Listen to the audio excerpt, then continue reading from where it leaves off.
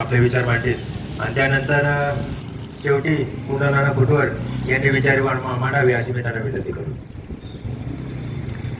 रायतेचे राजे छत्रपती शिवाजी महाराज भारतीय संविधानातून ज्यांनी शिक्षणाचा मूलभूत हक्क बहाल केला ते विश्वरत्न विश्वभूषण महामानव डॉक्टर बाबासाहेब आंबेडकर, क्रांतीसूर्य महात्मा फुले, क्रांतीज्योती सावित्रीबाई फुले.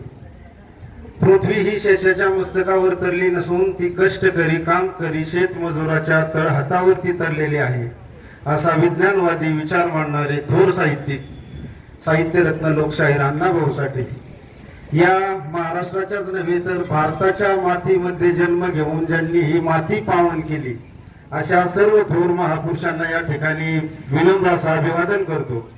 आणि आज ज्यांची जयंती आहे 106वी जयंती ते लोकशाहीर अण्णाभाऊ साठे. आत्ताच महाराजांनी मनोगत व्यक्त करताना उत्तम प्रकारे माहिती दिली. वाळवा तालुका सांगली जिल्ह्यातील वाटेगाव या ठिकाणी 1 ऑगस्ट 1920 रोजी भाऊ यांच्या पोटी हे रत्न जन्माला आलं.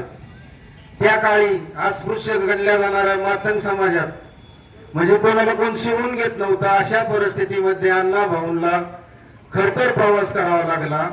वाटेगाव ते मुंबई हा पायी प्रवास करून अण्णाभाऊंनी संघर्ष तयार केला. आणि संघर्ष करत असताना आता महाराज म्हणले की 1.5 दिवसाची शाळा, अण्णाभाऊंना 1.5 दिवसाची शाळा सुद्धा शिकायला गावली नाही.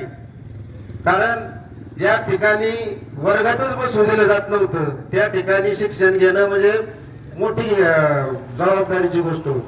अशा परिस्थितीत अण्णाभाऊंनी बोलावं तितकं थोडं आहे परंतु दुकानावरच्या पाट्या वाचत अण्णाभाऊंचं शिक्षण पूर्ण झालं.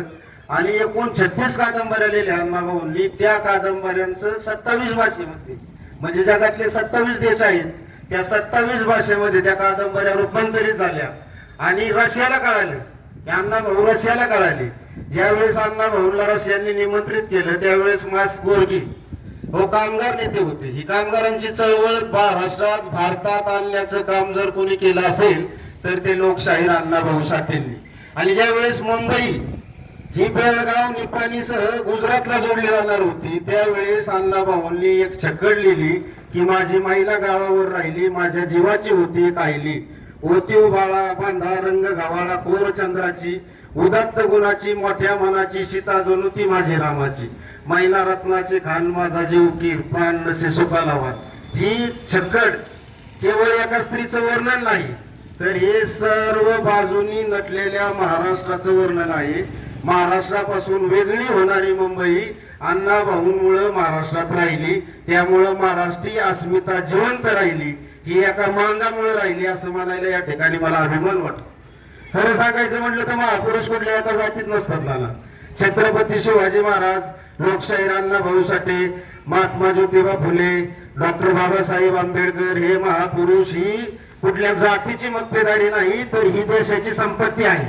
हे सांगताना एक कवी चांगल्या प्रकारे सांगतो आणि ते या ठिकाणी मला नमूद करावं असं वाटतं की मराठ्यांनी वाटून घेतले जिजाऊ आणि शिवरायांना, दलितांनी बांधून ठेवले रमाईच्या भीमरायांना. अण्णाभाऊ फक्त आमचे मातंगानी गायली गाणी आणि अहिल्या देवी म्हणजे फक्त धनगराचीच राणी.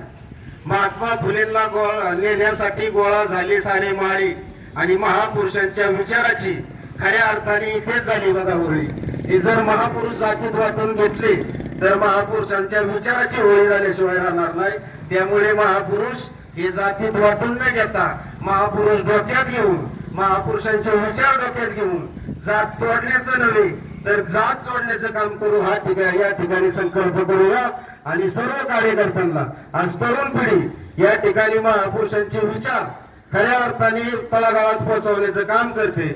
आमचे मित्र काळूराम शेंडगेंचे चिरंजीव आदिनाथ असतील, श्रीतेज असेल आणि कृष्णा डागळे त्यांच्या बरोबर बरेचसे कार्यकर्ते हे उमदे नवे तरुण आहेत परंतु यांना महापुरुषांच्या विचाराने पछाडले. महापुरुषांचे विचार यांनी आत्मसात केल्यात.